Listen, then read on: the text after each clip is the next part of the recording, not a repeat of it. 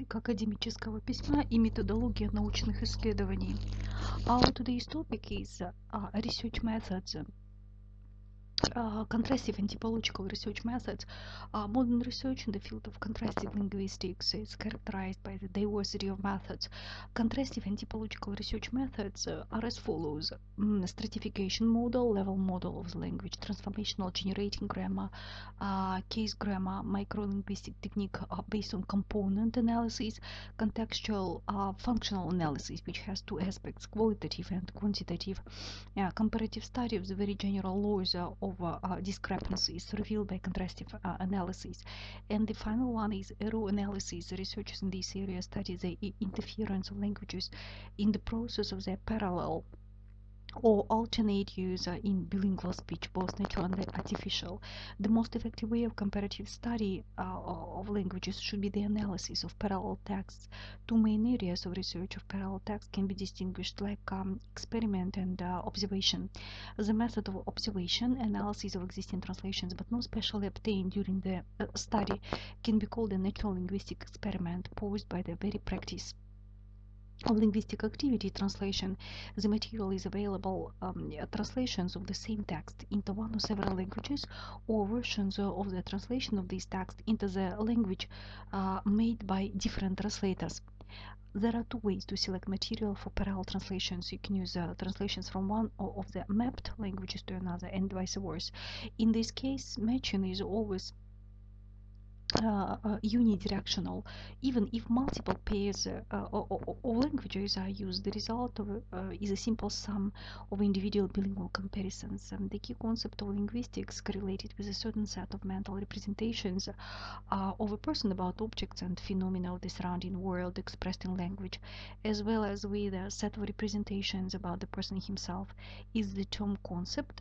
The existing approaches to the definition of the concept are reduced to cognitive and lingua-cultural. Within the framework of lingua-cognitive approach, the concept is defined as a unit of mental and physical resources of our consciousness and informational structure that reflects knowledge and human experience, operational meaningful unit of memory, mental lexicon, conceptual system and language of the world, the whole world reflected in the human physique. Concepts are represented in the cycle by special mental forms, images, pictures, schemes, and so on. Concepts within the framework of this approach are defined as models of consciousness, so-called C models. Certain thought structures existing in the consciousness of the person whose components are representations and concepts about objects and phenomena of the surrounding world. The relations between them encoded in some cases by verbal or other sciences. Lingua-cultural approach to understanding the concept considers the concept as a cloth of culture in the consciousness of a man. Cultural concepts exist not exactly by themselves, but in a certain idiosphere, formation of which is conditioned by cultural experience. The richer the concept, the richer the national class or professional, family, and personal experience of the person using the concept.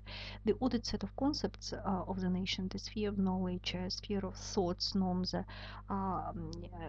conceptosphere of people. The essential difference between these two approaches is that for the culturologist, the concept is a constant of culture, reflects the exceptional importance for this culture. It is associated with ideas, knowledge, associations that caused by the word designating the concept.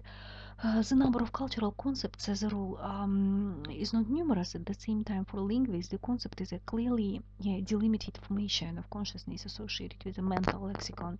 The latter, in turn, is defined as a kind of device of consciousness, fixing the experience of a person, already depositing the creation of ideas or concepts about him. It is a reservoir of knowledge where a separate concept or a certain way united group of concepts have already received the linguistic registration in the form of a conventional unit. On the other hand, recently in the works of a number of linguists, arguments in favor of integrating these approaches are put forward. The integration of these approaches contributes to creation of interdisciplinary conceptual and cultural direction. Within the integral approach recognizes that cognitive and linguocultural approaches are not mutually exclusive, since the concept as a mental formation in the mind of the individual have access to conceptual sphere of society, ultimately on the culture, and the concept as a unit of culture is a fixation of cognitive experience, which becomes the property of the individual. The integral approach to the concept proceeds from understanding of the problem, a problem correlation of language, culture as a variant and invariant, which means the translation of the discussion into the field of cognitive semantics. When language categories and subsystems, along with other cultural forms, are treated as one of the possible manifestations of some deep cultural invariance, the concept in the framework of the integral approach is defined as a unit of the cultural code related to the collective unconscious combination of ideas which are a reflection of the constantly repeating experience of mankind and possibility of representation of which is innate. It is cultural core that determines the limit of permissible changes for given culture, and it is the presence of this core and ensure the consistency of behavior of all members of a given ethnic group. The concept as an element of the cultural core of the collective unconscious has the property of continuity and homogeneity within a certain culture. The integral approach to the definition of the concept adopted in our lecture involves considering it both from the point of view of cognitive linguistics and linguoculturology. Contrastive lexicology is a new type study aimed at establishing differences and similarities between languages in the course of the semantic description. It's concerned with the analysis of language vocabularies and lexical items in respect of their structural, semantic, and functional features. Contrastive analyses are not for the most part synchronic and compare both related and unrelated languages.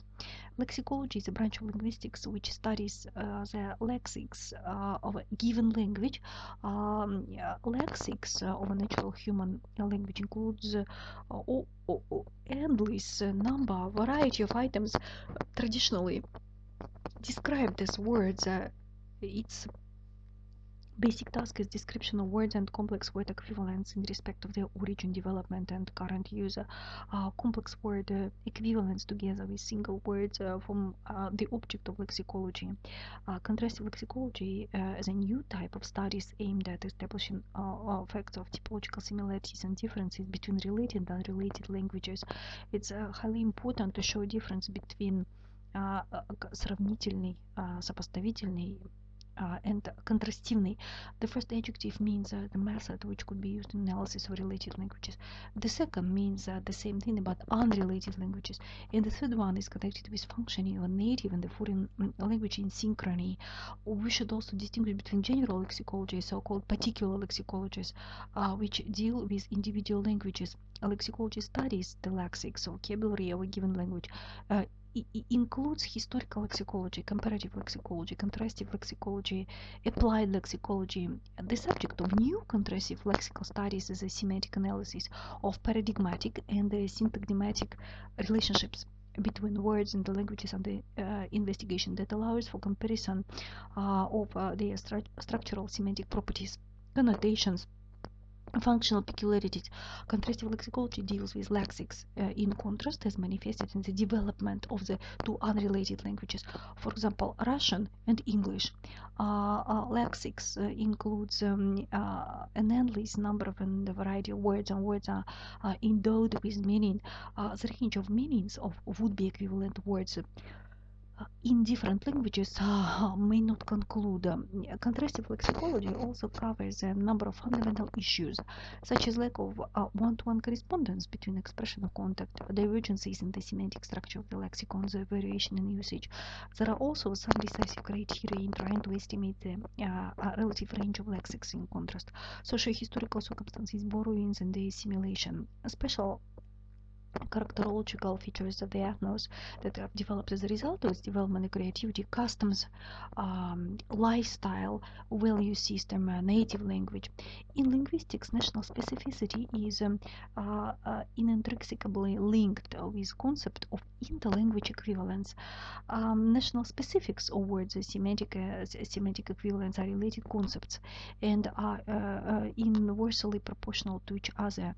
The contrastive method of analysis of semantic reveals both national specificity of the semantics of lexemes and their semantic equivalents.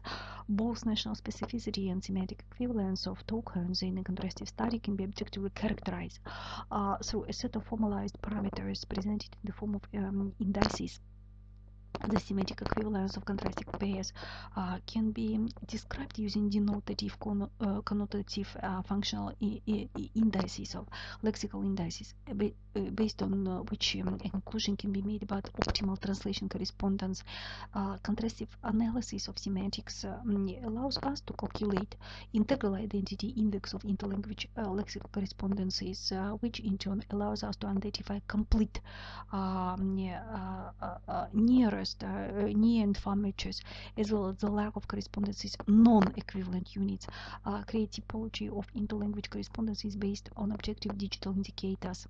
The result of a contrastive study can be a contrastive dictionary, including all possible translation correspondences, indicating the best option.